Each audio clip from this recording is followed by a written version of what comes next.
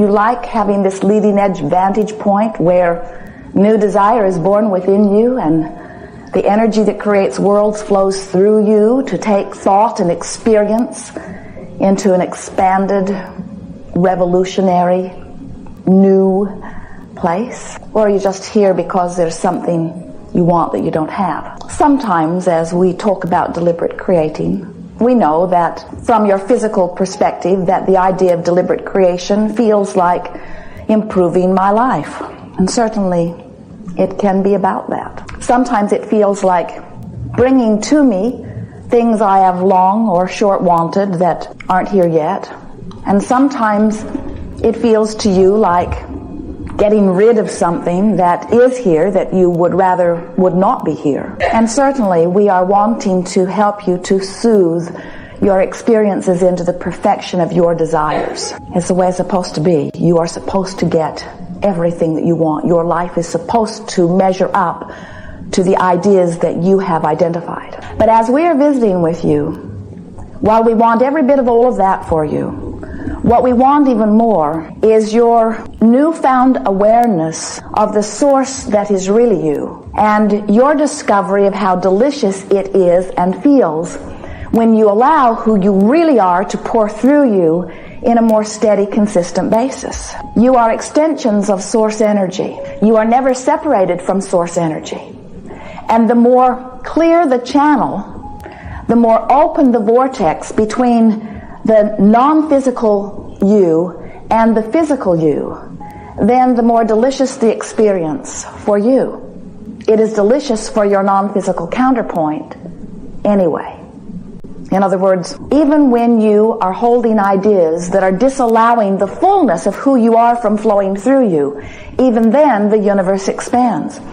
Even when you are in an uncomfortable place where you are not allowing your joy to radiate at all, even when you've pinched yourself off from the well-being that you so much want and deserve, even then, source energy is still benefiting by its exposure to the new idea through your vantage point. So this gathering is not about getting you to behave differently so that non-physical energy can benefit. It's not about the world suffering in some way and all of us getting together and figuring out how we can fix it and make it a better place, because it is a perfect, ideal universe in which we are all focused.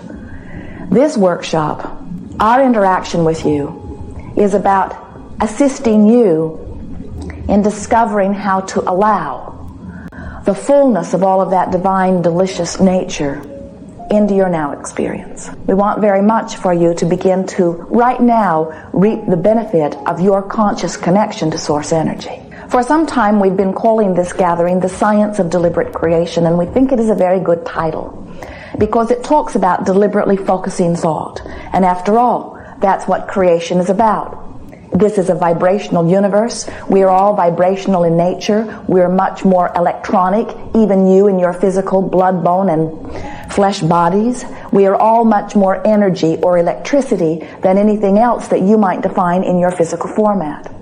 So when you begin thinking in terms of your electronic output, when you think in terms of your electrical signal, where you are emitting a signal, and law of attraction, the magnificent manager of all managers, is recognizing your signal and answering it with other signals that are perfect matches. When you begin to put yourself and your creative endeavor into the context of transmitting and receiving signals, then everything that you are living begins to make sense to you, and it becomes easier for you to understand what's happening with anyone that you might be observing also. Law of attraction is this wonderful, always fair, consistent, even-handed manager of these electronic signals. So as you are observing something, you are offering a signal, and that signal is being recognized and answered by other things like it. Conditions, experiences, rendezvous, everything that you are living is coming in response to your signal. When you offer your signal deliberately, it is much more satisfying, because then what comes back to you has meaning. When you offer your signal haphazardly without having any understanding of what its vibrational content is, then even though what comes back is always a perfect vibrational match to it, it is usually far less satisfying to you because you don't understand why you're getting what you're getting. And when that happens, you get very creative in explaining why it's not working out the way you think it should. It is easy to want to give the credit to someone else, although no one else ever deserves the credit because no one else can vibrate for you. Oh, they can have their own experience, and you can observe their experience, and as you observe their experience, your vibration may be affected by what you're observing. And so you may say, I wish you'd have a different experience, so when I observe a different experience, I have a different vibrational approach to it, so that what comes back to me in response to my vibrational approach pleases me more. In other words, I need you to be different than you are, because when I see you living this life, whether you are another nation, whether you are another religion, whether you are another political party, whether you are another being living another existence, when I see you living this way, it troubles me in that which I see. So would you mind living more in accordance with what would please me, so that when I observe you, you won't mess up my vibration? And we say, nobody can mess up your vibration, only you. And you can get better and better and better at selectively choosing that which you give your attention to. And as you do that, you become a deliberate sifter of vibration. A little more hands-on, deliberate control of your experience, which was exactly what you intended when you made the decision to come forth into these bodies to begin with. Now, how are you going to manage all of this vibrational stuff? How do you know? You're not running around with electronic meters. You're not carrying machines with you to manage the electrical current. But you have something even better within you, and that is your emotional center, which tells you everything about the electronic nature of our universe that you would ever need to know, because it helps you understand fully, powerfully, right here in your now, your relationship with your source. And since you are extensions of that, since everything about your experience is about that, in other words, the better you feel, the more of that you are allowing. The worse you feel, the less of that which you are allowing. So as you understand your relationship moment by moment to your source energy, then you begin your expression in this physical experience in the way that you have intended it when you made the decision to come in the first place. So what do we mean by that? Well, your emotions let you know the two most important factors, really the only factors that we see of importance. Your emotions tell you how much of this incredible source energy you are focusing through your concentrated vortex right now. That's a big one. In other words, how much have you chewed on a subject, and how much determination have you achieved? How much desire have you focused? Focused, that's the best word yet. How much source energy is focusing through you right now? When you feel passion, it means a tremendous amount of source energy is being focused through you right now. It's like taking a broad spectrum of light and focusing it through the specifics of something narrower. So the speed of the energy is greater, and the sensation of flight is more delicious. The feeling of adventure and movement is more supreme. In the feeling of passion, you have strong, focused desire. And also, in the feeling of passion, you have literally no other thought, beliefs, and such that are contradictory in nature. In other words, when you feel passion, it means you want it and you believe it. When you feel rage or strong negative emotion, no matter what you call it, whether you call it fear or depression, when you feel strong negative emotion, it means you have harnessed a tremendous amount of non-physical energy, every bit as much as in the passion that we just described. But in the feeling of strong negative emotion, that means you have vibrational static or resistance within your system. You are hindering the flow of the energy, and you don't feel so good in the process. So negative emotion is your indicator of resistance, while positive emotion is your indicator of allowance. And they are on the same meter. Allowance, resistance. Allowance, resistance. When you decide that you are going to be the deliberate creator of your experience, if we were standing in your physical shoes, we would use a little different terminology. We would begin saying, I am the deliberate allower of the well-being that is natural. Because when you put it into the context of allowing, It puts you more in the hands-on position of doing what you need to do in order to allow it to be. You see, this creative process really has only 3 steps. There is the asking part. That comes easy to you. Contrast helps you to determine what you want. There is the responding to the asking, or the giving, or the yielding, in other words, and law of attraction manages that. When you ask, it is always given.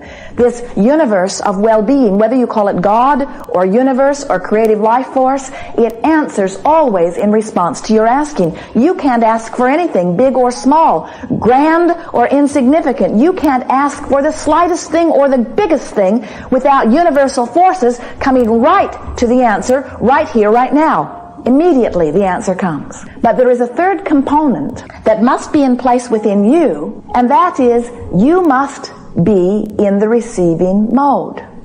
If you're not in the receiving mode, then even though you've asked and even though it's being given, you're not letting it in. And because often you are not in the receiving mode, you assume that somebody is withholding the goods. Maybe I should be doing something. I should have been born under a different star or to a different family or under different times, or I should have been better in past lives, or I should have done something different with my activity to earn it. I need to earn my blessings. And we say, you don't need to, nor can you earn your blessings, but it is important that you be a vibrational match to your own desire. When you send off a desire, it has a signal. And if you are to receive your own desire, you must be in vibrational harmony with your own signal.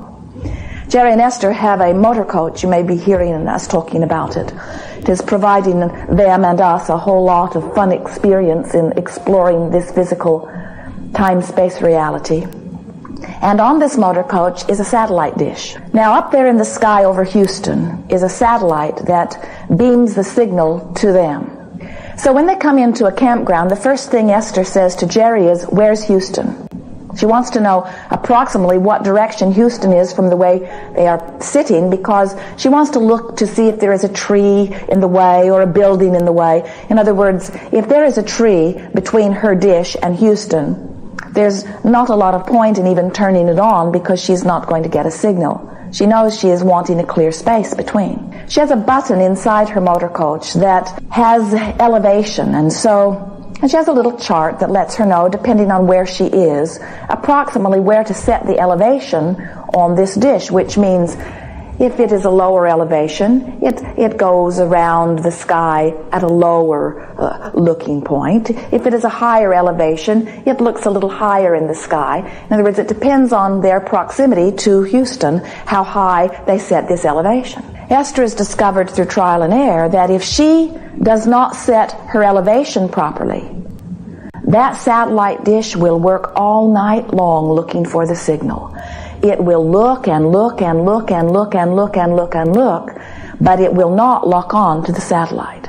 In other words, it is not set in the proper receiving mode. What we are wanting you to realize, and no matter the effort, Esther could say, if you really wanted this, you'd do it. You're just not trying hard enough. You're not working hard enough or long enough. You have not paid a great enough price. And we say, it is making effort in an impossible situation. They can hear it on the roof.